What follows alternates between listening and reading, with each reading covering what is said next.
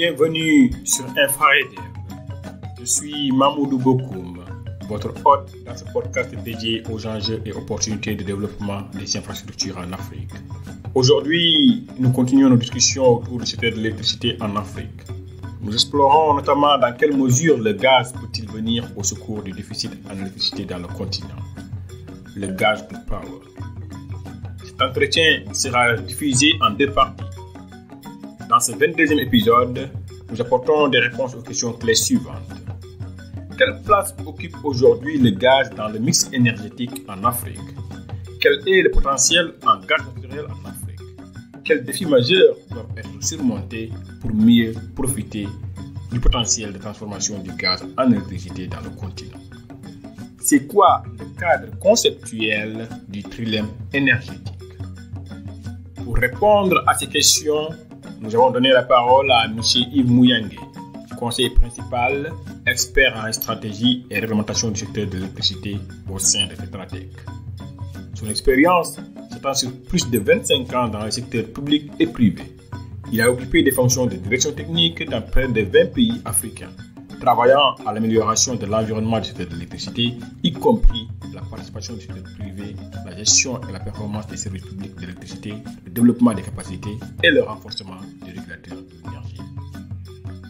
Il a également soutenu plusieurs pays africains dans l'accès à l'électricité à la fois sur les réseaux et hors réseaux, les investissements dans les énergies propres, les énergies renouvelables, l'amélioration du commerce transfrontalier de l'énergie, le développement du gaz naturel et le gaz à l'électricité, ainsi que les mécanismes de financement novateurs. Bonjour Yves. Bonjour Mamoudou. Merci beaucoup Yves d'avoir accepté de nous rejoindre dans ce podcast dédié aux enjeux de développement des infrastructures en Afrique. Nous y abordons aussi bien les défis et opportunités. Aujourd'hui, nous nous intéressons au gaz à l'électricité, le gaz to power. Nous allons explorer tout ce qui est potentiel, défis et opportunités. C'est un sujet assez chaud, avec pas mal de jugements découverts les dernières années. Mais avant d'entrer dans le vif du sujet, pourriez-vous nous partager brièvement votre parcours académique et professionnel? Merci beaucoup. Je voudrais d'abord, M. Mamoudou, vous remercier pour l'invitation et l'opportunité de discuter sur ce sujet d'actualité. Je m'appelle Yves Mouyangué. Comme parcours académique, j'ai un master en droit des infrastructures et de l'énergie avec Osgoode Hall School que j'ai fini vers la fin de l'année 2022. J'ai aussi un executive master en gestion de l'énergie avec l'école d'affaires ESCP de Londres. J'ai fait aussi un MBA en Project Management avec le Maastricht School of Management des Pays-Bas. Et j'ai gradué normalement en 95 en Polytechnique. Donc, j'avais fait la Polytechnique. Et après ça, donc, c'était vers la fin, mi des années 90. Et j'ai rejoint la Société d'électricité au Rwanda juste quelques temps après le génocide de 94 contre les Tutsis au Rwanda. Et vu le contexte de la Société d'électricité et du pays, donc j'ai dû beaucoup apprendre. Je venais de l'école, j'ai appris, j'ai eu l'opportunité d'apprendre et d'évoluer avec cette société d'électricité qui se reconstruisait. J'ai occupé plusieurs fonctions, donc j'ai commencé donc comme dans différentes fonctions et techniques, informatiques, commerciales. Et j'ai occupé le poste de directeur informatique, directeur commercial. Et j'ai occupé le poste à la fin de directeur général pendant 4 ans. J'ai eu l'opportunité de travailler dans cette société d'électricité jusqu'en 2013. Et vers la fin aussi, j'ai dirigé l'exécutif du pôle énergétique de l'Afrique de l'Est. Depuis 2013, j'ai commencé le développement international où j'ai travaillé pour un programme de l'Union européenne d'énergie durable pour tous, qui est un programme des Nations Unies que l'Union européenne finançait pour l'Afrique. Et ça, je l'ai fait pendant 2 ans avant de rejoindre la firme CPCS, qui est un cabinet de conseil que vous connaissez très bien, cabinet de conseil en infrastructure et en particulier dans le secteur de l'énergie où je travaillais dans la division de l'Afrique francophone. J'ai depuis 2018 rejoint Tetra Tech où je suis en charge de tout ce qui est études stratégiques et réglementaires. Et donc jusque maintenant, j'ai eu la chance et l'occasion durant ces 10 dernières années de travailler principalement en Afrique, un peu une partie de l'Asie et principalement sur des études économiques, financières, sur les réformes, sur des études stratégiques, réglementaires et dans la plupart des pays où je suis conseiller technique et stratégique et principalement sur les projets du Millennium Challenge Corporation, de la Banque mondiale et de l'AFD. Donc voilà brièvement. Donc je peux dire que ces 8 dernières années, je travaille principalement en Afrique de l'Ouest. J'ai travaillé en Sierra Leone, au Bénin, au Ghana, au Sénégal, au Burkina Faso, au Cameroun, au Nigeria. Et donc, j'ai une vue d'ensemble du secteur de l'énergie en Afrique. Merci Yves, un parcours hyper riche, partant du public vers le privé. Et effectivement, on s'est arrêté depuis CPCS, mais je sais que vous avez beaucoup aidé également à développer, on va dire, l'aspect énergie ou électricité du côté de la division francophone de l'Ouest. Peut-être juste pour revenir dans le vif du sujet, le gaz naturel liquéfié ou GNL donc, est une source d'énergie qui se développe vraiment rapidement dans le monde entier pour des raisons plus ou moins évidentes. Comparé en tout cas aux sources d'énergie traditionnelles aujourd'hui, il est considéré plus propre, moins cher et pourrait contribuer peut-être à réduire aussi considérablement les émissions de gaz à effet de serre. Donc, on y voit effectivement peut-être un potentiel pour l'Afrique. Mais peut-être, juste en guise d'introduction, aujourd'hui, quelle place vous voyez aujourd'hui pour le gaz dans le mix énergétique en Afrique? Et peut-être un aperçu du potentiel réel en gaz naturel pour le continent. Je peux dire que la part du gaz dans le mix énergétique, si je me limite déjà en Afrique subsaharienne, est très réduite. Donc, la part est de 5%, alors que cette région, l'Afrique regorge d'un potentiel énorme dans, dans, dans, dans cette source d'énergie. Je peux vous dire, par exemple, que même il y a 12 pays qui sont cités en Afrique comme les plus qui ayant le plus de ressources en gaz. Je peux citer par exemple le Nigeria, l'Algérie, le Sénégal, le Mozambique, l'Égypte, la Tanzanie, la Libye, l'Angola, la République du Congo, la Guinée équatoriale, le Cameroun, le Soudan. Et ça, j'ai cité en ordre. Et si je cite les 5 ou les 6 pays qui ont plus de ressources en gaz, c'est le Nigeria, l'Algérie, le Sénégal, le Mozambique et l'Égypte et la Tanzanie. Et si on regarde cette part qu'il y a aujourd'hui de 5% dans le mix énergétique, il n'y a que, je peux dire que même cette part élevée, qui est la plus élevée en gaz, est détenue par très peu de pays. Donc, c'est la République du Congo, c'est d'abord l'Algérie, bien sûr, c'est la République du Congo, c'est l'Égypte, c'est le Mozambique, la Tanzanie. Donc, c'est très peu de pays dans qui a ce mix de 5%. Et pourtant, en matière de découverte du gaz, si je cite par exemple la dernière décennie, de 2010 à 2018, si on regarde les découvertes qui ont eu lieu dans le monde sur le gaz, le Mozambique et la Tanzanie représentent 24%, l'Égypte 7%, le Sénégal et la Mauritanie 6%, le reste de l'Afrique 4%. Donc le reste du monde 59%. Donc vous comprenez que l'Afrique déjà a une part très très grande dans les ressources énergétiques de gaz qui ont été découvertes les 10 dernières années. Et ça, si je peux ajouter, c'est que c'est cette partie de l'Afrique, encore une fois, qui compte le plus de population sans accès à l'énergie. Je dirais 75% de la population, selon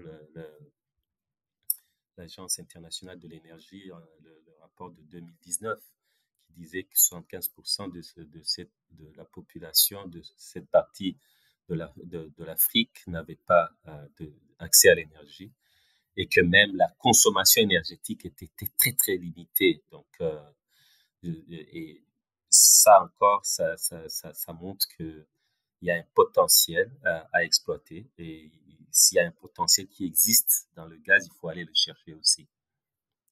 Merci Yves. Donc j'entends une zone, en tout cas sur l'Afrique subsaharienne, où il y a des grandes réserves, mais en même temps euh, peu exploitées, avec pourtant des populations qui font face à un manque criard en termes de fourniture en électricité. Quel défi majeur, selon vous, devrait être surmonté aujourd'hui pour clairement arriver à exploiter ce gaz dans cette région d'Afrique? Oui, donc qui dit exploitation dit donc investissement. Donc il y a des investissements à faire, mais les investissements doivent trouver un cadre approprié. Donc un cadre, je dirais, politique, réglementaire surtout, qui permettent à ces investissements de venir, d'arriver. Et bien sûr, même dans les pays où il y a le gaz, on trouve que ces investissements n'ont pas apporté les bénéfices attendus. Donc, il faut que le cadre qui soit en place, réglementaire, fiscal, permette justement aux investissements de venir et d'exploiter ce gaz qui est là. Donc, il y a du travail à faire au niveau attraction pour attirer ces investissements, mettre en place des mesures incitatives qui permettent aux investisseurs de venir exploiter ce gaz. Donc, le cadre réglementaire est très, très important et c'est ce qui souvent ne rassure pas les investisseurs pour venir exploiter ce gaz. Je dirais que c'est le principal défi à relever. Un bon cadre réglementaire qui va permettre d'attirer des investissements. C'est très clair. Récemment, vous avez analysé les avantages potentiels des découvertes du gaz naturel en Afrique subsaharienne à travers l'optique du trilemme énergétique. Peut-être juste avant même d'entrer dans ce vif du sujet de votre analyse, pouvez-vous expliquer un peu ce cadre d'analyse de trilemme énergétique? Oui, le trilemme énergétique, c'est un concept, c'est un cadre conceptuel qui prône la prise en compte et l'équilibre entre trois dimensions importantes: la sécurité énergétique, la dimension économique et la dimension environnementale, donc la durabilité au niveau environnemental. Ces trois dimensions doivent être considérées afin de bâtir ce que je disais tout à l'heure, des politiques et un cadre légal et réglementaire, un cadre légal et réglementaire euh, dans le secteur de l'énergie. Donc, ce trilemme énergétique, on l'appelle aussi le triangle de la politique et du cadre légal dans le secteur de l'énergie, parce qu'il prend en compte les trois dimensions que j'ai mentionnées: la sécurité énergétique, la dimension économique et la dimension environnementale. Et ça fait presque 13 ans, 14 ans maintenant que le Conseil mondial de l'énergie essaie de promouvoir ce cadre conceptuel parce qu'il publie chaque année un rapport annuel, un rapport qui donne un score et qui essaie de faire un classement des pays basés justement sur ce cadre conceptuel. Et à chaque fois, il y a des indicateurs à chaque dimension. Donc, pour la dimension sécurité énergétique, pour la dimension économique, pour la dimension environnementale, il y a des indicateurs qui sont définis et auxquels on donne un score. Et c'est ça qui permet au pays d'être classé et d'avoir un score global. C'est le plus important avec ce rapport, c'est ce qu'on appelle aussi l'index du tridème énergétique du Conseil mondial de l'énergie, c'est qui permet d'identifier quels sont les aspects de la politique énergétique qui doivent avoir comme priorité pour amélioration et les options qui seraient les plus appropriées à mettre en place. Et ça, c'est bien parce que ça dépend aussi du contexte de chaque pays. Et ce rapport, l'index du tridème énergétique, dit qu'il n'y a pas une seule formule pour la transition énergétique, pour une transition énergétique réussie. Par contre, chaque pays doit déterminer sa meilleure politique en fonction de sa situation nationale et de ses priorités. Donc, c'est un message important qui est passé aussi à travers ce rapport où donc ces trois dimensions se rapportent à un contexte de chaque région, de chaque pays. Et pour dire ainsi, ce cadre conceptuel donc donne une indication de ce qu'on devrait promouvoir dans le secteur de l'énergie en Afrique, dans les régions de l'Afrique et dans des pays en particulier, selon les ressources à leur disposition. Merci, c'est très clair et naturellement, j'inviterai nos chers auditeurs et auditrices à aller lire l'article pour avoir une meilleure idée. Ceci met fin à la première partie de cet entretien. Nous nous retrouvons dans 2 semaines pour la deuxième et dernière partie, toujours avec notre invité, M. Yves Mouyangué, expert en stratégie et réglementation du secteur de l'électricité. Le développement de l'Afrique passera inévitablement par le développement d'infrastructures qui favorisent une croissance économique durable et inclusive, une économie du bien-être. Ceci fait du développement des infrastructures une affaire pour tous, une affaire de tous. Merci beaucoup d'avoir écouté cet épisode du podcast Infrastructure et Développement. Ceci est un cadre d'échange pour vous. Partagez-le autour de vous et n'hésitez pas à nous laisser des commentaires pour nous faire part de votre appréciation et de vos suggestions d'amélioration. À très bientôt pour un autre épisode.